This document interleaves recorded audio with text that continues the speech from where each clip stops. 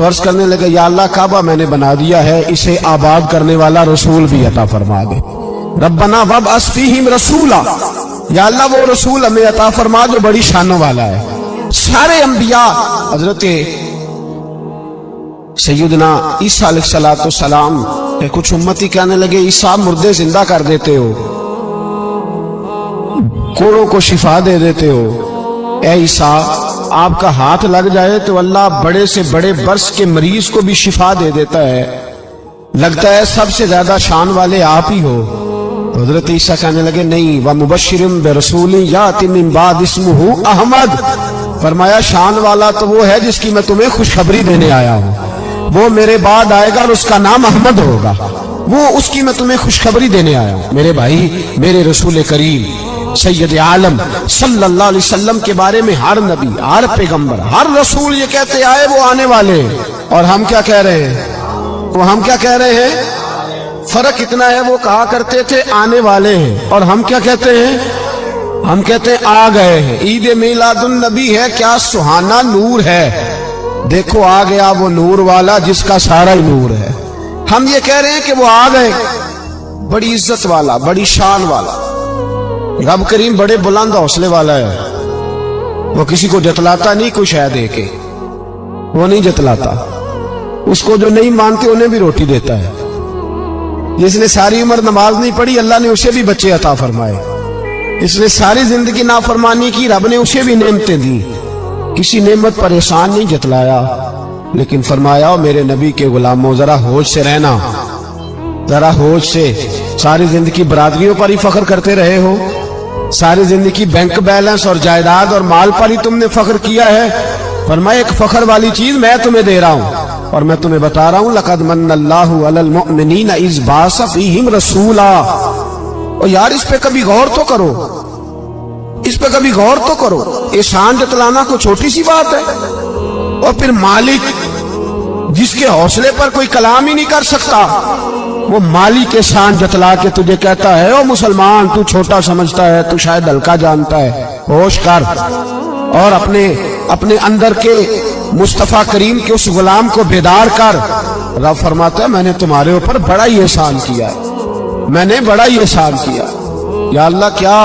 فرمایا اس بعث فیہم رسولا، میں نے تمہیں اپنا شانوں والا رسول عطا کیا ہے۔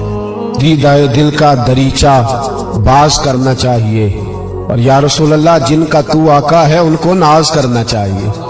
اب تھوڑا مسلمان ہونے پہ بھی فخر کرو، کبھی کوئی پوچھے تو اسے بتایا کرو ہم رسول اللہ کے غلام ہیں، یہ بھی ہماری برادری ہے، اور یہ سب سے بڑی برادری، اس برادری کے اندر بھی لوگوں کو لائیں۔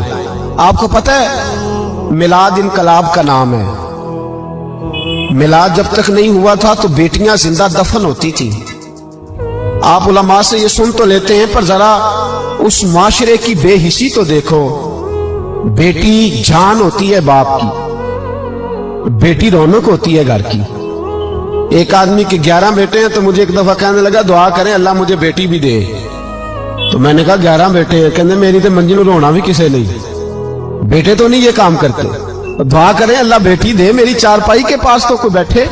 او بھائی بیٹی جو اتنے وقار والی ہوئی تو آپ پڑھیے نا، حضرت داہیہ کلبی کہتے ہیں میں موجود تھا جب وہ شخص آیا تھا، لوگ 12 ربیع الاول کے اس معاملے کو معمولی واقعہ سمجھنے لگے، نا بھائی ہم تمہیں پیغام دے رہے ہیں یہ معمولی واقعہ نہیں۔ حضرت داہیہ کلبی کہتے ہیں اس شخص نے آ کے عرض کی یا رسول اللہ صلی اللہ علیہ وسلم میں نے 100 بچی زندہ دفن کی ہے، زندہ دفن، اور کہتے ہیں میری اپنی بیٹی، میں سفر پہ تھا تجارت پہ تو میرے پیچھے سے میرے گھر میں بیٹی ہو گئی، میری بیوی نے اپنے میکے جا کے چھپا دی،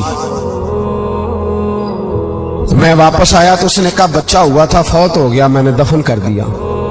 جب بچی 4-5 سال کی ہوئی تو مجھے پتا چلا میری بیٹی ہے، کہتے میں اسے لایا اور میں نے اسے کہا میں تیرا باپ ہوں، تجھے تحفہ لے کے دوں گا، کھانا کھلاؤں گا۔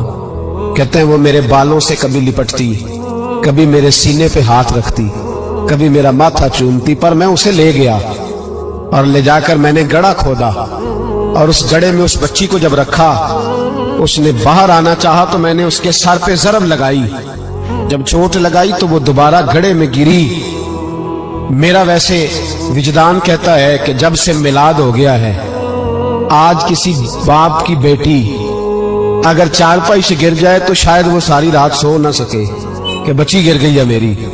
کہتے ہیں میں نے چوٹ لگائی سر پہ، خون بہا تو وہ گری، میں نے مٹی ڈالی، وہ ابا جی کہتی رہی۔ کہتے ہیں جب اس کا وجود چھپ گیا اور اس کے چہرے پر مٹی پڑنے لگی تو اس نے ایک لفظ کہا، وہ لفظ مجھے آپ کے پاس لایا ہے۔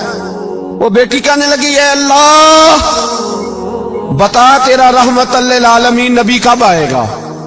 یا اللہ بڑی بیٹیاں دفن ہو گئیں، بڑی مائیں منڈیوں میں بک گئیں، غریب بڑے لٹ گئے، پریشانیاں بڑی بڑھ گئیں، اللہ بتا نا تو اسے کب بھیجے گا؟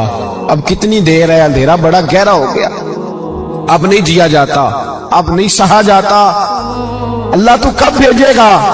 حضرت داہیہ کلبی کہتے ہیں وہ بتا رہا تھا اور نبی کریم بار بار اپنی چادر کا پلو اٹھاتے تھے اور اپنے آنسو پوچھتے تھے، بار بار چادر کا پلو اٹھاتے تھے اور آنسو پوچھتے تھے، بار بار اٹھاتے تھے آنسو پوچھتے تھے۔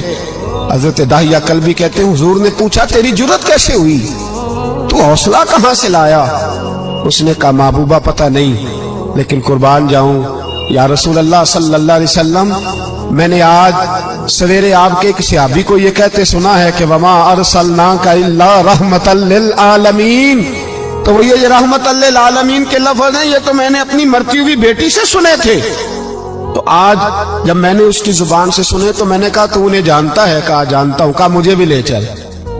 تو حضور میں آپ کے دروازے آیا ہوں، رب معاف کر دے گا؟ تو میرے حبیب نے فرمایا چل پڑھ کلمہ، جو میرا کلمہ پڑھ دے اللہ اس کے سارے گناہ معاف کر دیا کرتا ہے۔